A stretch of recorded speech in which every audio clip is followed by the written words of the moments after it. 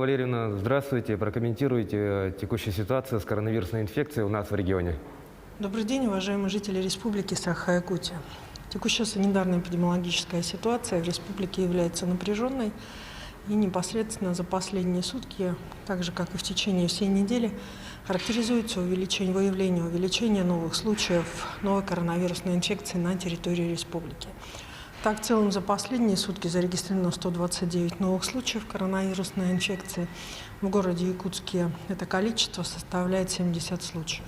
9 случаев зарегистрировано в Мирнинском и в Нерюнгринском районе, в которых, так же как и в Алданском районе, в котором зарегистрировано 6 случаев, а в Нерюнгринском 7, они связаны с окончанием первого этапа отпусков и, соответственно, с приездом жителей и, непосредственно из отпусков.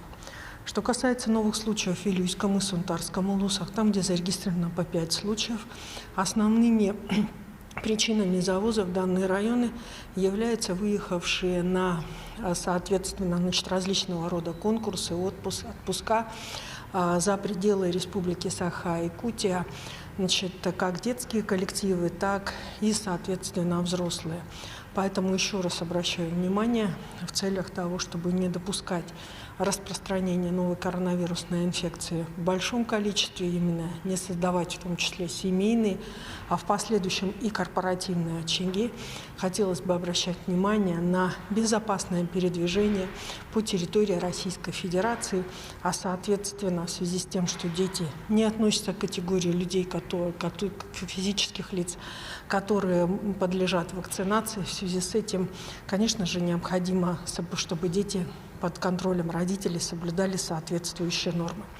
Кроме того, обращаю внимание, говоря об этой ситуации, что на территории Республики Саха-Якутия по указу главы республики дети младше 14 лет не вправе находиться в местах общего пользования, таких как торговые центры, без сопровождения взрослых. Соответствующие результаты комиссии сегодня административные дают, и поэтому обращаю на это внимание. По 4 случая зарегистрировано в Усть-Алданском улусе, по 3 случая в Ленском, Алекминском, Птатинском и Хангаласском, по 2 случая в Амгинском, Мегино-Кангаласском и Чурапчинском. По 1 случаю зафиксировано, к сожалению, в наших северных улусах, это Верхоянский и Аймиконский, а также в Усьмайском, Горном, Намском и Нюрбинском районах. На сегодня необходимо обратить внимание, что распространение инфекции у нас увеличилось количество детей, а также непосредственно лиц, женщин беременных, кормящих мам, которые болеют новой коронавирусной инфекцией. Еще раз обращаю внимание на тот факт, что действительно ни дети, ни кормящие, ни беременные мамы, они находятся в группе риска, а соответственно, они не подлежат вакцинированию. Соответственно, мы в обязательном порядке, люди, которые их окружают, должны о них заботиться и, соответственно, самим пройти вакцинацию для того, чтобы не представлять им угрозу. А, соответственно, для детей, для беременных и кормящих очень важно сегодня соблюдение всех норм санитарно-эпидемиологического характера. За сутки лабораториями и медицинскими учреждениями республики проведено 3021 анализ. Всего у нас с момента начала коронавирусной инфекции в республике проведено 1 258 513 анализов. На настоящий момент непосредственно на территории республики в целом поступило 281 855 доз вакцины.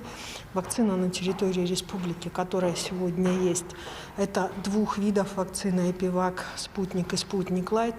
Первую вакцинацию у нас получили 270 903 человека, в том числе из них 54 474 лица старше 60 лет.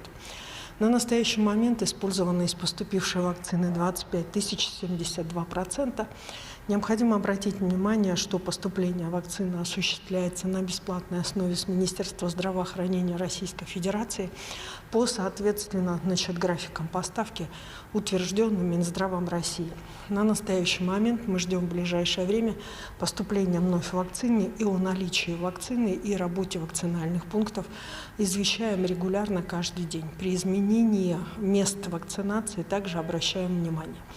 В республике относительно тех групп, которые у нас провакцинировались в декабре и в январе, это в основном были медицинские работники, начался процесс ревакцинации спутником Лайт, и также спутник Лайт доступен в наших поликлиниках пока в небольших объемах, но через запись, о которой мы говорили всю прошлую неделю, сегодня является доступной вакциной.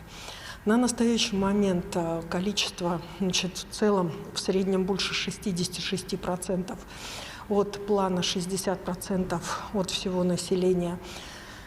У нас является средний показатель по республике. 14 районов республики у нас находятся ниже плана. И здесь необходимо обратить внимание на 3 района, которые не выполнили даже половину от плана. К таким районам относится у нас Верхневилюйский район и, соответственно, Татинский район. Еще раз обращаюсь внимание, особенно в Татинском районе.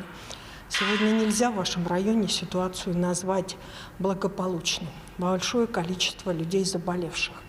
Потери в семьях, в том числе и связанные с беременными и с молодыми мамами.